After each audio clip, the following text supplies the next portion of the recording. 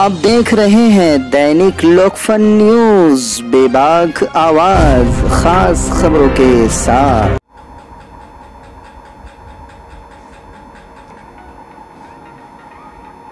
पत्रकारों का स्वागत है। मैं शहर अध्यक्ष शारिक नक्शबंदी आपका स्वागत करता हूं। साथ में हमारी पार्टी के पदाधिकारी मीर हिदायत अली साहब है, राजू चौधरी साहब है, अशोक मौर्य साहब है, हमारे विरोधी पक्ष नेता फिरोज़ खान साहब है, वाजिद जागीरदार साहब है। हम तमाम लोग आपका स्वागत करते हैं। आज असल में एक शॉर्ट नोटिस पे आपको इसलिए बुलाया गया कि आप जानते हैं कि एक तरफ महाराष्ट्र सरकार जो आघाड़ी सरकार है, 3 पहियों पर चलने वाली सरकार है, ये जो है तो जनता को खुश करने के लिए, जनता को ज़्यादा से ज़्यादा सुविधाएं देने के लिए वादे कर रही है, दावे कर रही है। दूसरी तरफ अगर ग्राउंड हकीकत देखा जाए, ज़मीनी हकीकत देखी जाए, तो कई सारी ऐसी मूलभूत सुविधाएं हैं कि जिससे जनता परेशान है। ख़ास तौर से अगर हम औरंगाबाद शहर की बात करें तो औरंगाबाद शहर के अंदर हकीकत देखी जाए तो कई सारी ऐसी मूलभूत सुविधाएं हैं कि जिससे जनता परेशान है। ख़ास तौर से अगर हम औरंगाबाद शहर की बात करें तो औरंगाबाद शहर के अंदर पहले ही पिछले तकरीबन 2-2.5 सालों से महानगर पालिका में प्रतिनिधि नहीं होने की वजह से औरंगाबाद शहर की जनता अपनी मूलभूत सुविधाओं को लेकर बहुत ज़्यादा परेशान है। हमारा आज आपके सामने पेश होने का मकसद यही है कि हम आपको ये बताएं कि महाराष्ट्र सरकार के अपने दावे अपनी जगह है, लेकिन ज़मीनी हकीकत कुछ और है। इसमें अगर सबसे बड़ा रोल देखा जाए तो राष्ट्रवादी कांग्रेस पार्टी और कांग्रेस पार्टी का है। ये दोनों पार्टियां, इन दोनों के सपोर्ट से शिवसेना जो है तो इस वक्त सत्ता में है। जब इलेक्शन की बात आती है, जब राष्ट्रवादी कांग्रेस पार्टी और कांग्रेस पार्टी को जो है तो मुसलमान वोटों की याद आने लगती है, लेकिन जब विकास की बात आती है, मूलभूत सुविधाओं की बात आती है, तो ये दोनों पार्टियां मुस्लिम इलाकों से गायब नज़र आती है। औरंगाबाद शहर की अगर बात करें तो जितने भी जनता की समस्याएं हैं, अल्पसंख्यक इलाकों की समस्याएं हैं, उन समस्याओं से मुताल्लिक अगर कोई पक्ष आवाज़ उठा रहा है तो मजलिस इत्तेहादुल मुस्लिमीन है।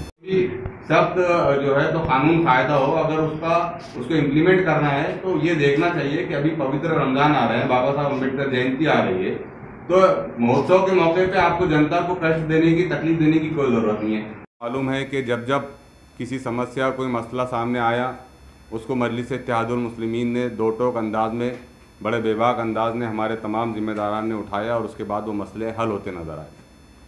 चाहे शहर की सड़कों की बात हो, चाहे शहर के ड्रेनेज सिस्टम की बात हो या वाटर सिस्टम की बात हो, कहीं पर भी राष्ट्रवादी कांग्रेस पार्टी और कांग्रेस पार्टी के नुमाइंदे आपको नज़र नहीं आते हैं। अभी चूँकि हम एक लोकतंत्र देश में रहते हैं और यहाँ पर एक तरीक़ा यह है कि जब भी लोकतंत्र में किसी भी धर्म का कोई महोत्सव आता है तो वहाँ का एडमिनिस्ट्रेशन, वहाँ की सरकार खुसूसी पैकेज देकर वहाँ पर उस उत्सव को मनाने के लिए जनता को ज़्यादा से ज़्यादा फैसिलिटीज़ प्रोवाइड करने की कोशिश करती है। चाहे दीपावली हो, चाहे होली हो, चाहे दशहरा हो, चाहे रमज़ान हो, चाहे जो है तो बाबा साहब अम्बेडकर जयंती हो, हर मौके पर जो है तो इंतज़ामिया अपने अपनी शहर के शहरियों को, जनता को ज़्यादा से ज़्यादा सुविधाएं प्रोवाइड करने की कोशिश करते हैं। लेकिन हम देख रहे हैं कि अभी पिछले तकरीबन 3 दिन से औरंगाबाद शहर में लोड शेडिंग शुरू की गई है। लोड शेडिंग जिन इलाकों में शुरू की गई है, हमारी मालूमात के मुताबिक उसमें जानबूझकर माइनॉरिटी इलाकों को टारगेट किया गया। जैसे रशीदपुरा फीडर है, गणेश कॉलोनी है, मोंडा है, आज़ाद चौक है, सिटी चौक है, बुडी लैन है, भड़कल गेट है, ये मुस्लिम बहुल इलाके हैं और इन इलाकों में लोड शेडिंग बाज़ाब्ता की जा रही है। इन इलाकों के फीडर्स के नाम भी जाहिर किए गए हैं। हमारा बोलना यह है कि राष्ट्रवादी कांग्रेस पार्टी एक तरफ जो है तो सबका साथ, सबके विकास के जो नारा मोदी जी ने लगाए हैं, इन्होंने तिगाड़ी सरकार यहाँ पर बनाकर कोशिश ये बातें और ये वादे किए हैं कि अब हम महाराष्ट्र में जो है तो तमाम समाज के लोगों को, तमाम धर्म के लोगों को एक नज़र से देखेंगे। 4 तारीख से जो है तो रमज़ान शुरू होने जा रहे हैं। गर्मी अपने उफान पर है। गर्मी बहुत ज़्यादा, आपके तकरीबन 44-45 डिग्री के करीब जाने वाली है। इसके बाद 14 अप्रैल को जो है तो बाबा साहब अम्बेडकर जयंती मनाई जाने वाली है। ये जितने भी महोत्सव है, ये महोत्सव मनाने के लिए लोग आगे आएंगे, लोगों के पास छुट्टियां हैं, लोग अपने महोत्सव को अच्छे से अच्छा गुजारने की कोशिश करेंगे। पवित्र रमज़ान का जो महीना होता है, इसमें आप तमाम लोग जानते हैं कि मुसलमान रोज़ा रखते हैं। तो रोज़ा रखने के साथ साथ अगर हमारे घरों में लाइट नहीं होगी, लोड शेडिंग के नाम पे जो है तो घंटों लाइट बंद कर दी जाएगी, तो इफ्तार की तैयारी घर में होती है, खानों की तैयारी होती है। दूसरे एक जो रोज़ेदार होता है वो जो है तो भूखा पेट रहकर अपनी इबादत करने की कोशिश करता है। लेकिन अगर औरंगाबाद महानगर में लोड शेडिंग के ज़रिए घंटों लाइट बंद कर दी जाएगी तो इसका जवाबदार कौन है? सत्ता तो इनकी है, लेकिन परेशानी आम नागरिकों की हो रही है। राष्ट्रवादी कांग्रेस पार्टी और कांग्रेस पार्टी सीधा सीधा जो है तो लोगों को धोखा दे रही है। अगर राष्ट्रवादी कांग्रेस पार्टी और कांग्रेस पार्टी लोड शेडिंग के खिलाफ सड़कों पर उतरती है तो मजलिस इत्तेहादुल मुस्लिमीन उनका साथ देगी। हम उनके पदाधिकारियों से, उनके जिम्मेदारों से ये पूछना चाहते हैं कि तुम जनता की समस्याओं पर कब उतरेंगे सड़कों पर? क्या हमेशा सिर्फ मजलिस इत्तेहादुल मुस्लिमीन के लोग उतरेंगे?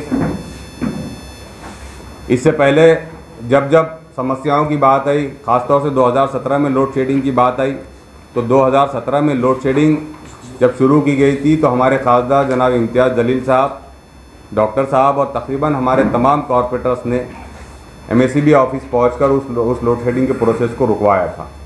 उसके बाद उन पर केसेस हुए, वो केसेस आज तक चल रहे हैं।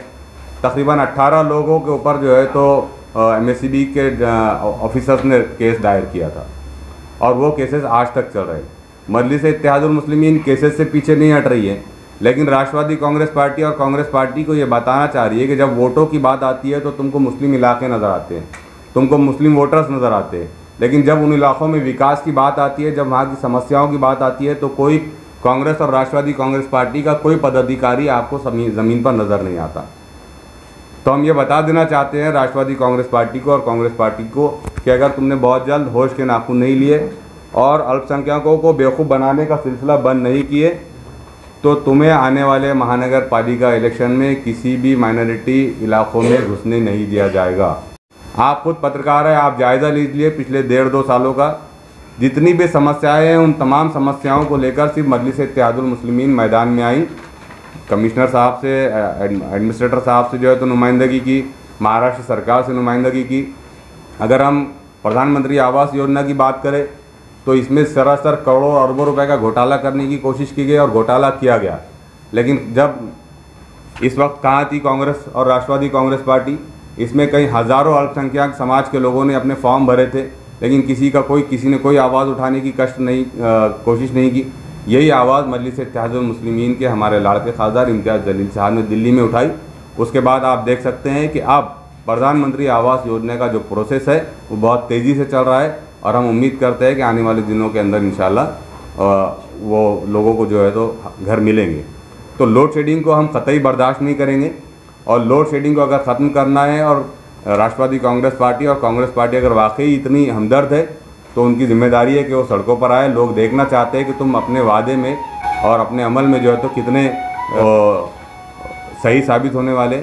इसलिए राष्ट्रवादी कांग्रेस और कांग्रेस पार्टी को अवाम भी देखना चाहती है क्या उनकी सत्ता होते हुए क्या वो औरंगाबाद में लोड शेडिंग को बंद करवाने में कामयाब हो गए या सिर्फ अपने अपने घरों में बैठकर राजनीति करने की कोशिश करेंगे।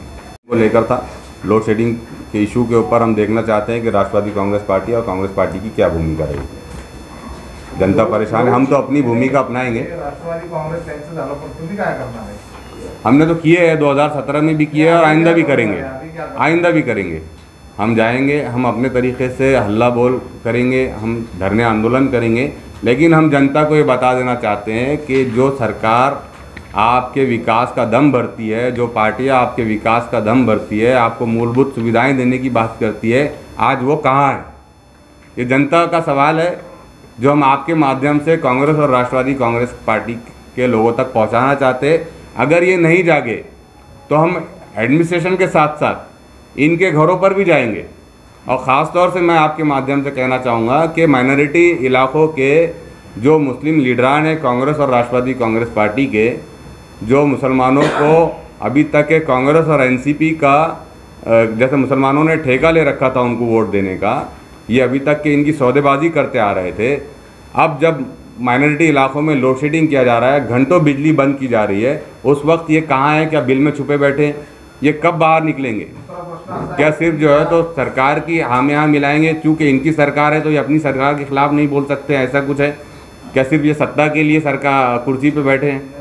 आने के लिए बहुत बड़ा आंदोलन किया था एमआईएम ने, तो क्या इसी तरह आंदोलन शहर वालों को देखने को मिलेगा? वही तो कह रहे हैं हम कि मजलिस इत्तेहादुल मुस्लिमीन ने इससे पहले का जो लोड शेडिंग का सिलसिला था उसमें खासदार समेत 18 लोगों के ऊपर केस दर्ज किए गए थे, जो आज भी हमारे लोग जो है तो मुकदमात झेल रहे हैं।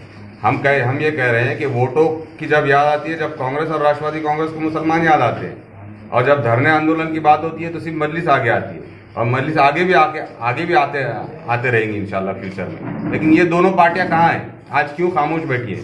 क्या इनमें इतना दम नहीं है यहाँ की लोकल लीडरशिप में कि औरंगाबाद में हो रही लोड शेडिंग के खिलाफ अपने सियासी आकाओं को जगाए, उनको बोले कि ये अन्याय है और ये आयन रमजान से पहले नहीं करनी चाहिए? क्या दीपावली दशहरे से पहले ये लोग कर सकते हैं? करना भी नहीं चाहिए और ये कर भी नहीं सकते। इस तरह के धरने आंदोलन सिर्फ औरंगाबाद का क्या रहेगा या पूरे महाराष्ट्र में? खासदार इम्तियाज जलील साहब का सीधा आदेश है कि लोड शेडिंग के फैसले को इनको वापस लेना पड़ेगा, वरना इम्तियाज जलील साहब ने कहा है कि पूरे महाराष्ट्र की जितनी यूनिट्स है हम तमाम यूनिट्स को एक्टिव करेंगे और वो तमाम के तमाम यूनिट जो है तो अपने अपने लेवल पर ये इस गैर मुनसिफाना जो फैसला है लोड शेडिंग का, इसको वापस लेने के लिए पूरी कोशिश करेंगे।